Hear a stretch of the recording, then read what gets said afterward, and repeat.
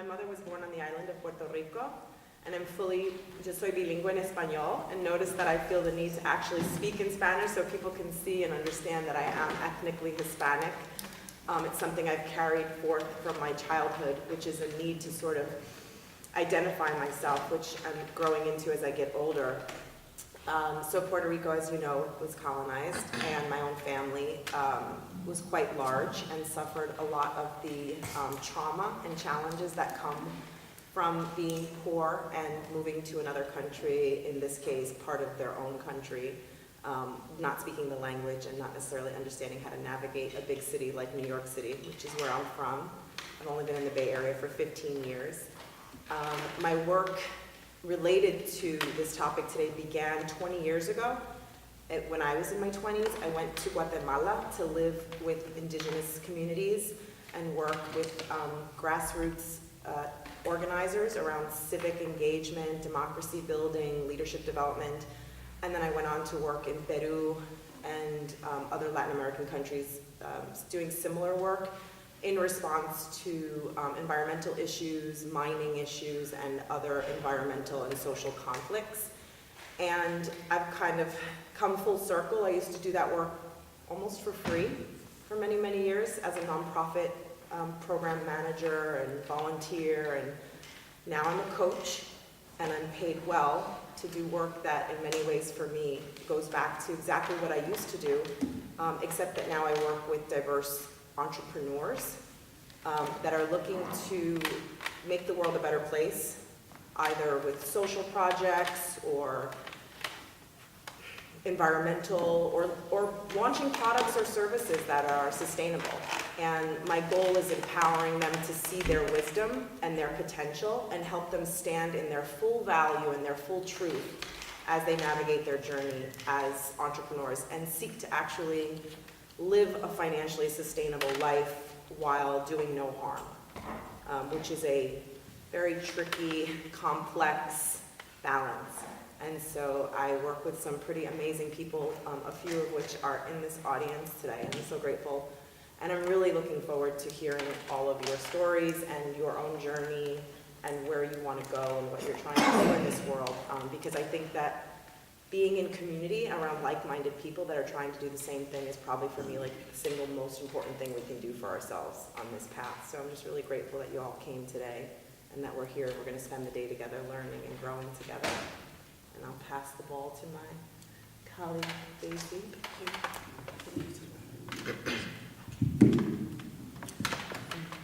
Okay. Hi everyone. The coffee hasn't kicked in yet, so I'm still trying to make it. But just a little bit about me. I'm a Nigerian immigrant. My mom came here when she was pregnant with me, but I also went to high school back home.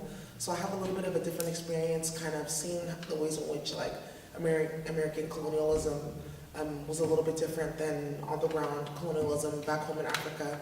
And my family, they came here because we had a civil war not too long ago. We had a civil war in the 60s and 70s back home in Nigeria. And they really couldn't handle like the lack of infrastructure, lack of opportunities for advancement, so my mom came here. And a lot of my journey has been in reconnecting with the culture and understanding the ways in which I act as a bridge between my heritage here and my heritage back home. Because I don't see myself as, oh, I'm Nigerian, I'm not a part of the African diaspora. I definitely, I feel like that's a part of my history as well, and I definitely embrace that. But I also know that because of the colonialism, there's a lot of strife between these two groups of African peoples. So right now, a lot of the work that I'm doing is in the healthcare sector. That was my passion. I used to work in public policy and public health in San Francisco for many years. I had the opportunity of being able to do that really young. I'm 20, 21, sitting at the table with heads of these different departments and whatnot, and just really, because of my upbringing, just kind of not being able to be bamboozled, really seeing right through a lot of what was being put on the table and just recognizing that these individuals had access to millions of dollars and power and resources to really make powerful changes in the community, but it was the same colonized structures and programs and initiatives that they kept on putting on the table time and time again, And then also using things like academia to posturize and using like using tragedy in marginalized communities to make themselves feel better about like the minimal work that they were doing. So that's when I started Resilient Wellness, which I do have to make a correction. We're not a nonprofit, we're a social enterprise, and I feel like that's a really important distinction because the nonprofit industrial complex is a whole huge part of the colonial arm, right? Such as capitalism and academia and whatnot. And why social enterprise? Because in order for you to really do this work, you have to become self-sustaining. I think that's a huge part of decolonizing, being able to generate our own income and our own revenue, right? And not be dependent on these different foundations. So where I'm at with that now is being able to really go into these different healthcare systems and teach them about the ways in which they're perpetuating structural violence. And I really call it structural violence, intergenerational trauma, because a lot of the times, oh, diversity and inclusion.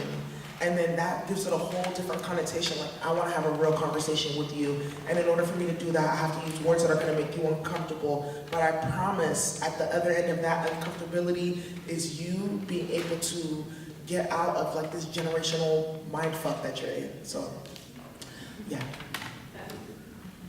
We're just doing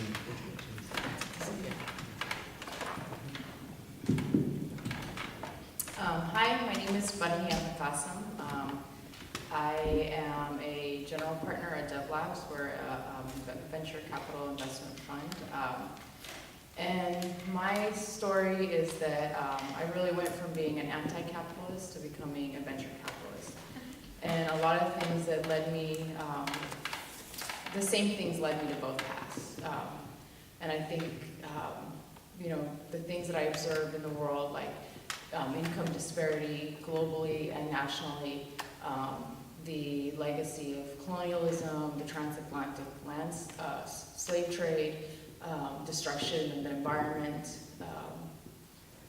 mass incarceration, criminalization of migrants, all these things were impacted me, and I wanted to work against that. And so my last career was making media for social justice movements and thinking about media strategy, and working against policies, working towards policies that are more just and sustainable. And I think, especially being a video maker and a filmmaker making storytelling, I was able to work through a lot of the colonial mentality that I inherited and was subject to growing up in the West. And, you know, telling stories where communities who are shown as resilient, communities are speaking for themselves, was very empowering for me, even on the other side of the camera. And, you know, really observing the way that people of color in the West are, we have, it's impossible to take in media as a person of color. It's impossible to be educated in the West without inheriting this inferiority complex and not seeing a path to change it and change the circumstances of our families and ourselves. So that work that I did was very important as far as helping me to see another path, helping me to understand that it's, you know, not just the legacy of colonialism, there's neo-colonialism happening, and that, you know, neoliberal economic policies, imperialistic military policies, the war on terror, the war on drugs, all these things are just increasing the disparity and the suffering of a majority of the world's inhabitants. But I also felt limited by the amount of impact I could make doing that work. And that led me to understand that I needed not to look at myself as a person of color in the United States who needed to decolonize here. I realized that I'm a citizen of the world, and my job is to leverage my privilege in the West and bring capital to the South. And that I'm a little too close to the culture that has spread the sickness for the past 500 years, and that the solutions probably aren't going to come from myself or from the community that I grew up with. And that my job is to bring resources so that others who've been able to hold on to their cultures and have been able to exist outside of this destructive system that's consuming everything and people and the earth, they're the ones that are going to do it. And my job is just to leverage resources.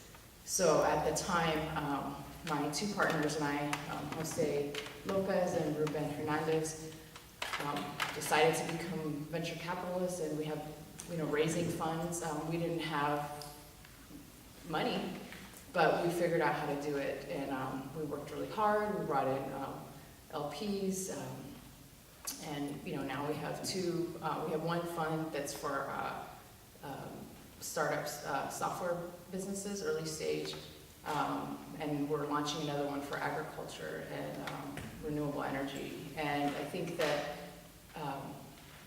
through my journey, I realized that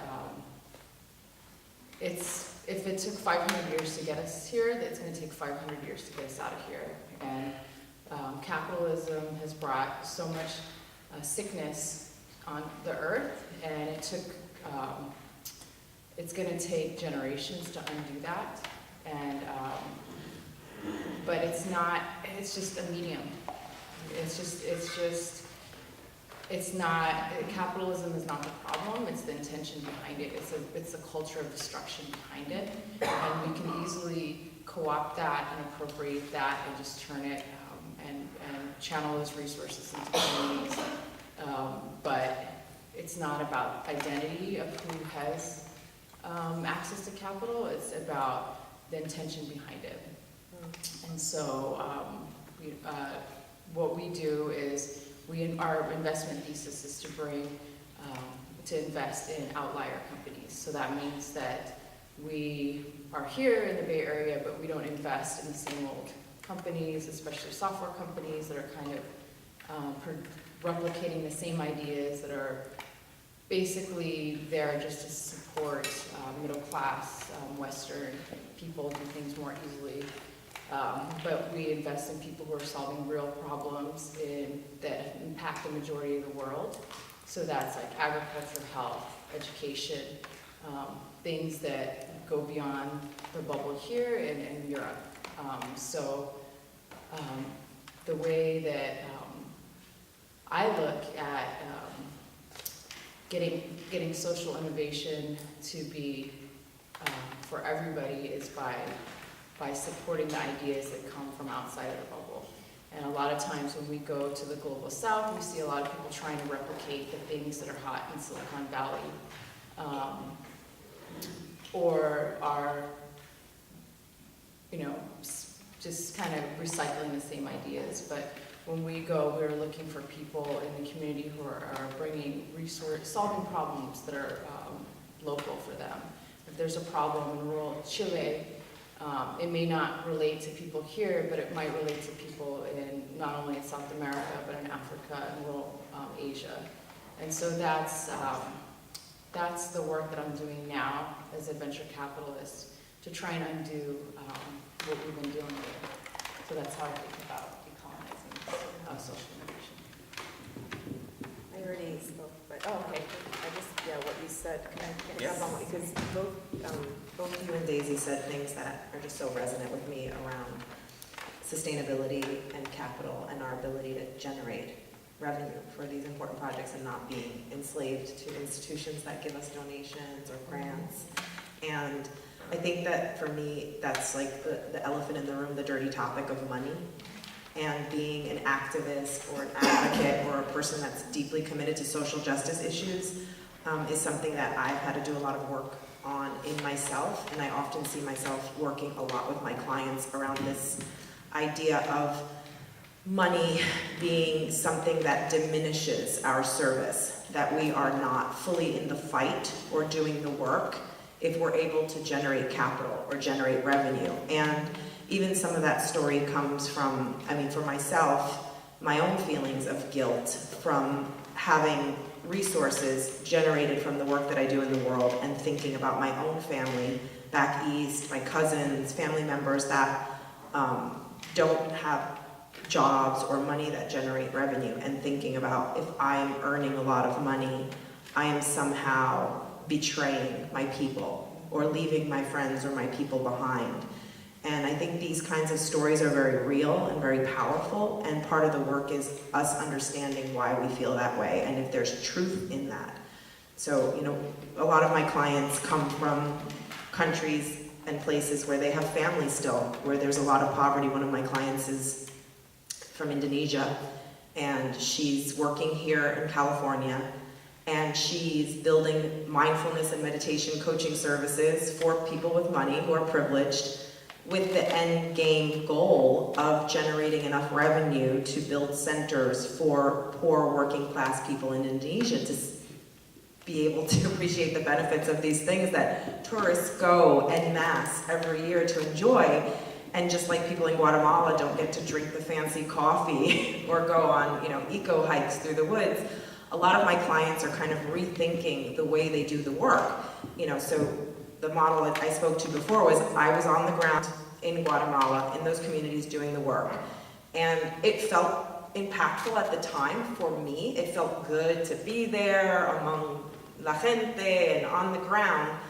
But when I really go back and look at the truth of what was happening, was that I was doing it because it felt good for me. And I did it with a sense of like, I'm not making any money, I'm here saving the world, it's so fantastic. And actually now I'm sitting with the much more uncomfortable, difficult reality of actually for me, as a white-skinned privileged woman in California, my work is to do really difficult, challenging stuff here, like selling stuff to white corporations that's actually gonna help them shift their mindset. Like for me, it's getting into Google and Facebook where they do really ridiculous diversity and inclusion trainings, right? And actually get people to sit at a table under the guise of, I don't know, creativity or better collaboration as a team, which I'm gonna go do something like that next week, and show up and have really powerful, difficult, authentic conversations, which they might not hire me walking in the door with that. I'm not selling that when I first get there, but it's what people need and want. And you know, one of the things that I'm so grateful for the relationship I have with Daisy is that we have this trust and this dialogue where we get to talk about these things. And it's a frustrating and real truth that if Daisy goes in and says the things I say, she's like an angry black woman. Yeah. Or it's too much. It's gotta get toned down. But I'm allowed to say that stuff because of the way I look. And I'm keenly aware of that. And that's just the reality. And I could sit here and say like, well, I don't want to be that, or that's a problem, but it's true. And so why not take it and embrace it and work from this reality of what it is that I get to go into spaces safely that some people don't get to do that for whatever reasons, for many complicated reasons that we talk about. And so for me, it's that uncomfortable work of like, I know that I have power. I know that I have privilege, so what am I gonna do with these things? Because they exist. So I can use them for my own personal gain, or I can think about how can I, like Barni, like other people that are able to access capital, look to the world where there are people doing amazing work and say, I'm just there to empower, partner, and generate resources, or just help those people do that better. And it's challenging. It's a really challenging, murky, ethical construct. And so I wanted to, you know, now flip it back to you, Daisy, and talk a little bit more about your experiences with this topic of money and money mindsets and generating revenue. Okay. Yeah. It's been really like a journey, and honestly, I was just talking to you about this last week, and I called Brigette, like complaining, talking about these people in the community are hating on me because I'm trying to get some money for us to do A, B, C, and D. But me personally, in my journey, kind of understanding money as like an energetic, more about energetic and less the political like background of it.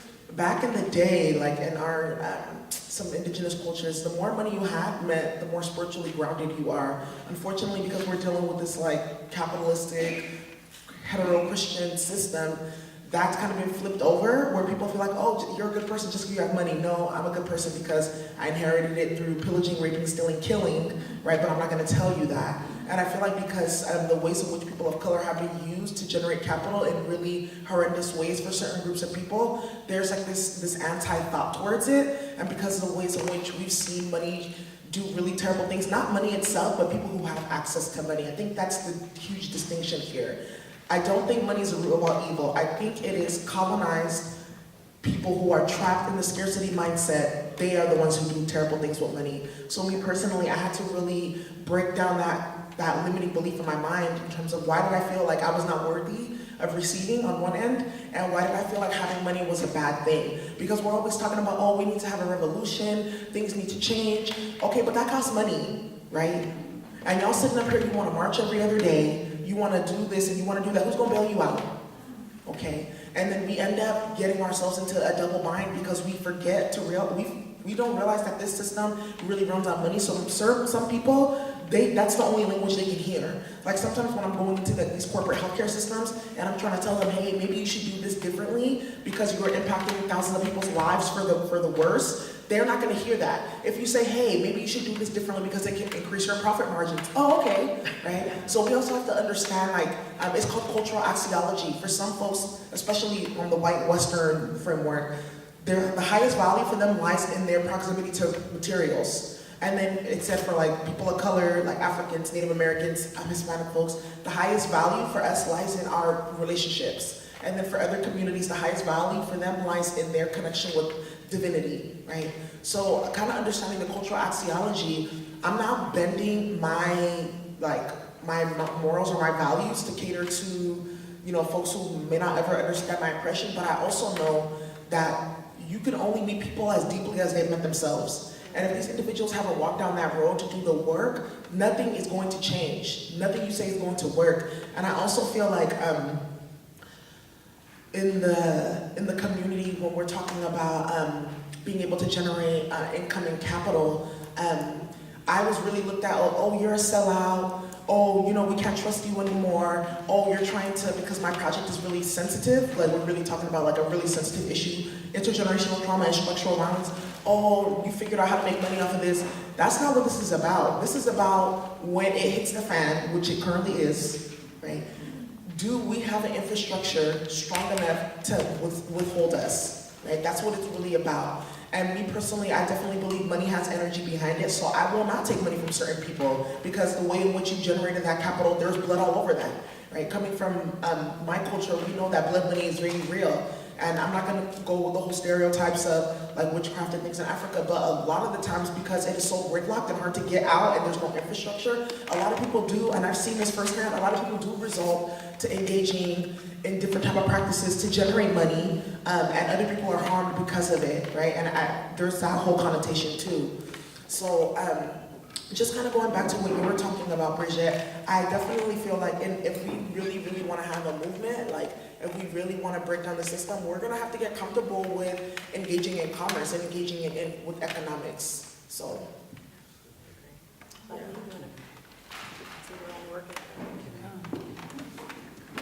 I was going to ask maybe in your organizations and how it has been received.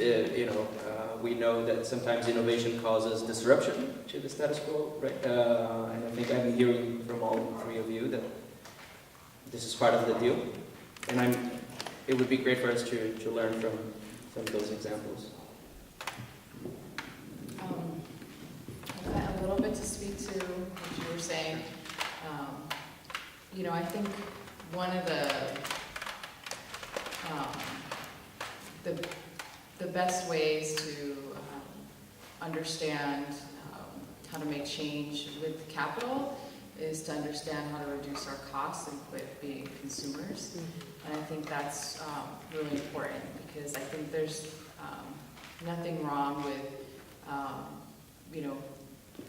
bringing in a lot of income, but you need to be able to live with very low costs and then use your income not for leisure and keeping up with the Joneses, but to put it back into projects that are going to change what's going on right now.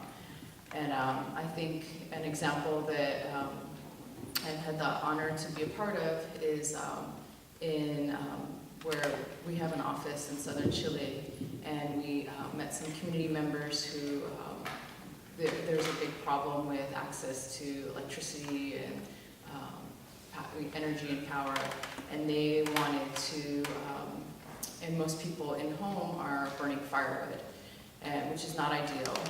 Which is less ideal is that most people are burning wet firewood, which causes more toxins.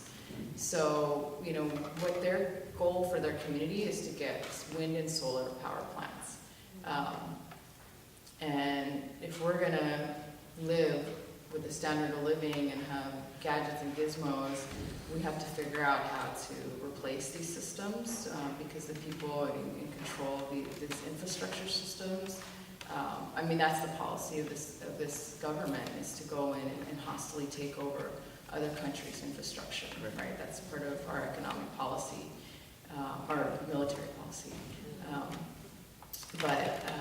So this community, you know, has this goal of being able to generate energy for the community, but in a way that's not degrading to the environment. But how are they going to get there? You know, how much capital does it take to start like a wind power plant? So they understand the first project that they're looking for investment in is just facilities to dry firewood, just so that their community that is currently doing this can do it in a healthier and safer way. And so that was the first investment we made with this company called Mowelfam, and they're in southern Chile, indigenous community owned, and they're structured in a tribal structure. So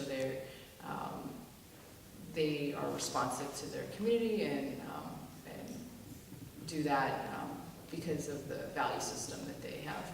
So the next thing, after they start making revenues from this process, this company, the next thing they want to do is micro hydro. And so it'd be off-grid, small 1 megawatt hydro production.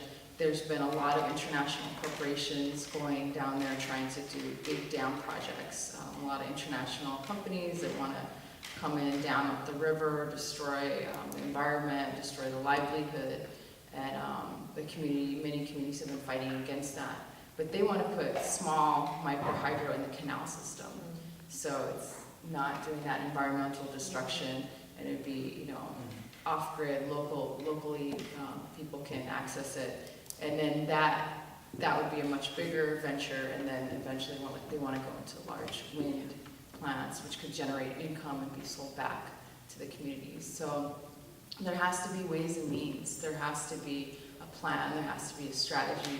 I don't want to go get my nails done and buy a fancy car and any of that stuff. We should all in the North be investing in projects like this in our communities and in the South, because nothing has shown me how much we consume, even as somebody who's, you know, grown up and lived most of my life very low income. Nothing has shown me how much of consumers we all are. The average U.S. household uses 3 times the average electricity than a household anywhere else in the world.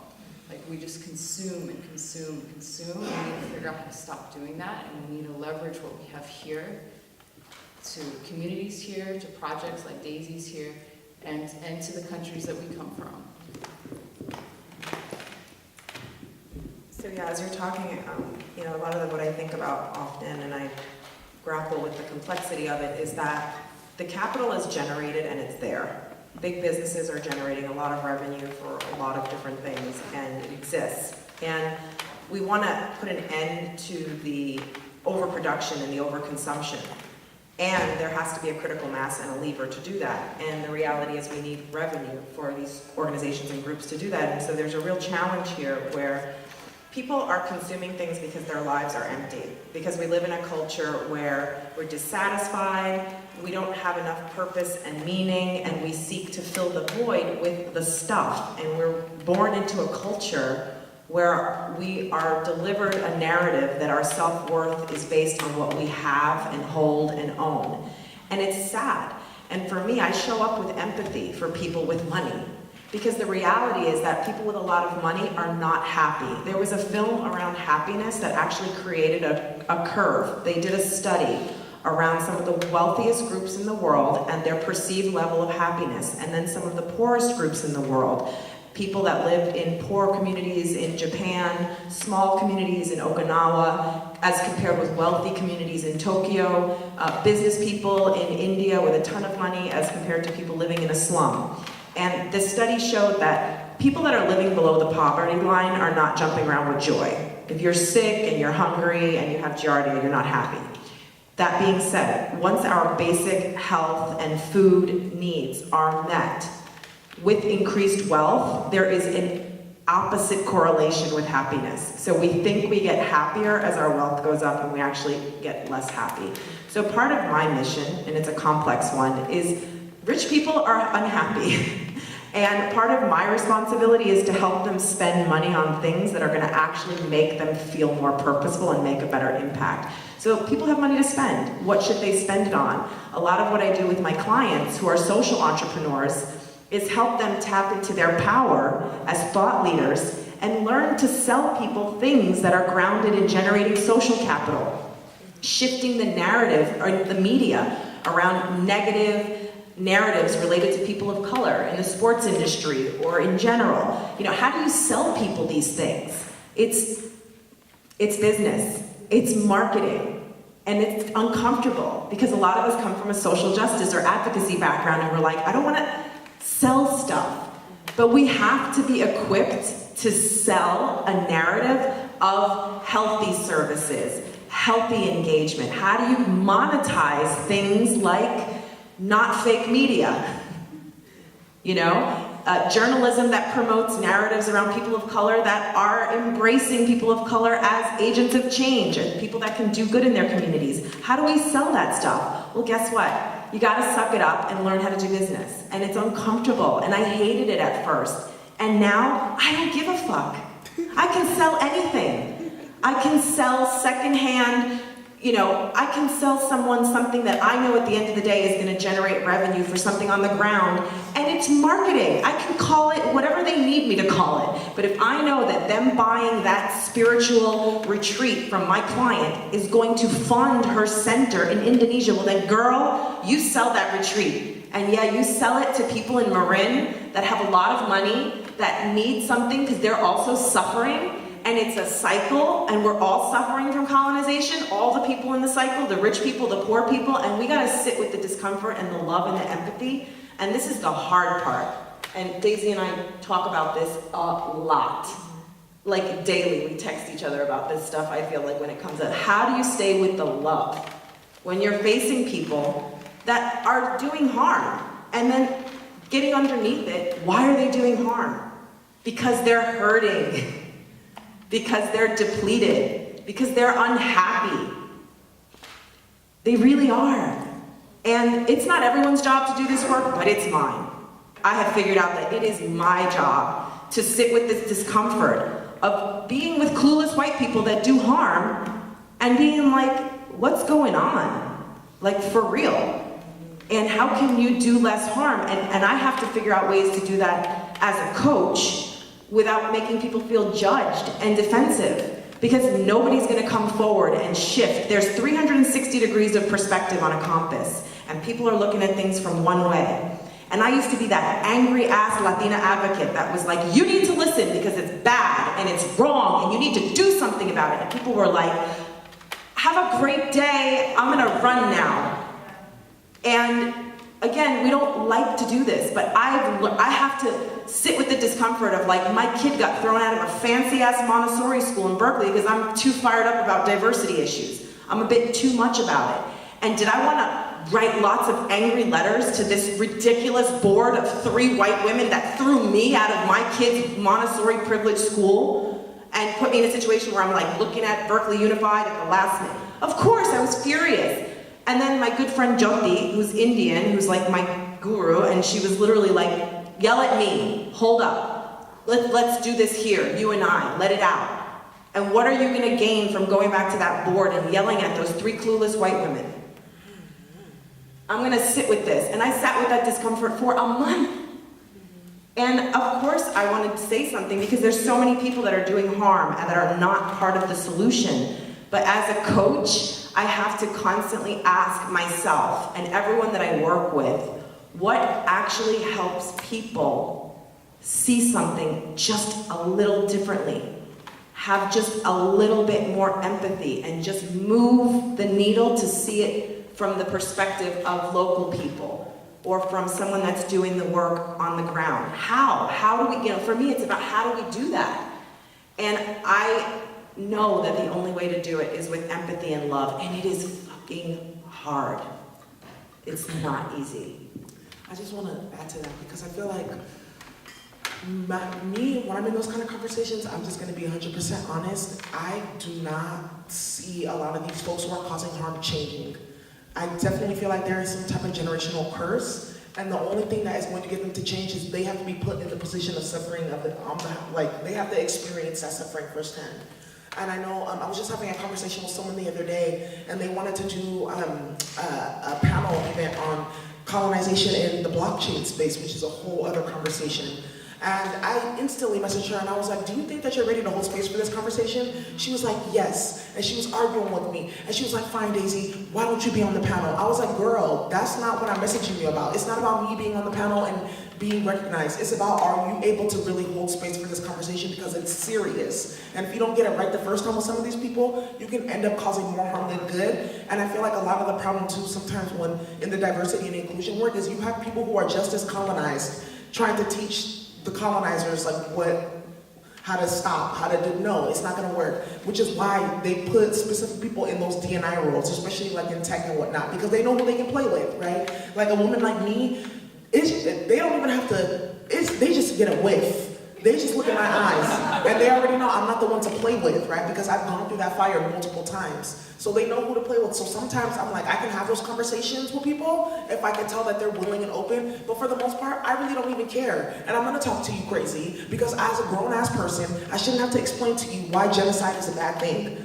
You see, it's like that whole, I have to sit up here and to explain to you and break it down in little ass baby steps in terms of why it's bad that there's certain people who are suffering, right? And certain people who have to live in certain ways, and why you get to live the way that you live. I have to explain that to you. Are you a kid? But then you see children of color who don't even get that luxury. They don't even get the luxury of being human or having their humanity affirmed. To me, it's really enraging sometimes. So I just keep myself out of those conversations. For me, that's a large part of my decolonization process. Recognizing I don't have to be all things. I don't have to do all things. I don't have to speak on all things, right? But just to kind of like leave that there, thank you, Brigette, for doing this work, because I couldn't, I really could not. And sometimes I realize it doesn't even matter. It's like, they say, oh, it's how you say it. Another perspective, it's how the other person wants to receive it. Sometimes I can be throwing up rainbows and glitter and puppies and bunnies, and you're just being, you're being really violent right now. Daisy, you're triggering me, I don't feel safe. All these different things, and it doesn't matter because they're not coming from a place of being able to even want to hear that message right now, right? So how much energy and time am I wasting trying to talk to you when I got people dying in the streets that I can go ahead and talk to and try to uplift, right? And even sometimes too, when we're dealing with our people who've been colonized and conquered and oppressed, they're also on that same vibration in terms of they can't hear you because they're so trapped in their trauma. And when we're talking about like rich people that are not happy, they're really not, and they don't even realize it though. They really don't, because they're in this whole fantasy world of money and materials, and like, it's just kind of sickening, and I can't even talk to some of these people sometimes. It's like, all right, like the vibration is just not there.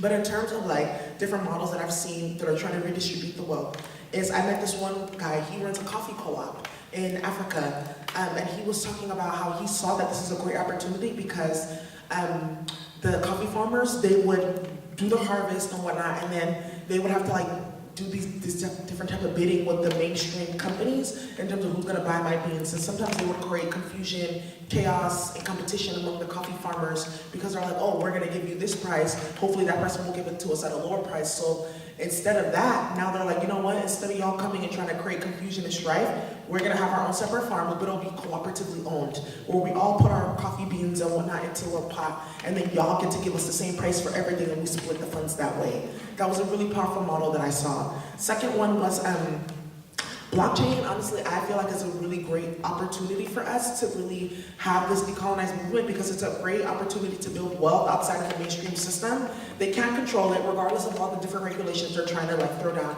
They're never going to be able to fully like regulate it and control it. It's a great way to have decolonized and decentralized economies and localized as well. But the problem with the blockchain that comes up again is who gets access to the coding support, who gets access to the investment and resources to be able to do that work. So I met one guy, he started like this project in Africa where they're developing a brand new banking system, but they need people on the ground to act as ambassadors. So it's two white guys who are the developers and like owners of the company, and then everyone else that works under them are Africans. And I kind of had a problem with that. And I was like, you should have, if you really, really wanted to make a difference and change here, you would have, from the jump, included people who are in these different countries to be a part of the entire design and implementation of the project. And then y'all step aside and go find something else to do. And I feel like as like real talk moving forward into this new world that we're in, it's really going to be people of color who have privilege going into those spaces and not playing that whole talented 10th role where, only, I don't know if y'all know about the whole talented 10th Dubois. It's like this theory that not all black folks are gonna be able to come out of the binds of oppression. It's only be a talented 10th of us who are gonna be able to make it through academia, make it through the economic system, and then we just gotta deal with each other because the rest are not gonna be able to do that. And I really see that mindset really prevalent amongst a lot of my brothers and sisters coming out of the HBCUs like Morehouse, Spelman. I really can't stand a lot of them. And a lot of them are in tech, and they have that same fucked up mentality that, we're the talented 10th, and I don't really know what's going on in the hood, and I don't really care, it doesn't really affect me because I've made it now. Like I got my degree and I got my corporate job, so I've made it. I've done my amends to my ancestors. And then you have the folks who are like, and then you have the folks who are just kind of like, I don't have an impetus to invest in communities because I'm not the one that caused the problem. And I just don't understand what's going on there anyways. So kind of moving forward now, I think it's gonna be up to those talented 10 folks to really start decolonizing and pushing forward, really pushing on these folks to invest in real solutions. And then it's also gonna be up to white folks in those spaces who are decolonized to go in and start educating, because I feel like as people of color, we already have enough on our plate.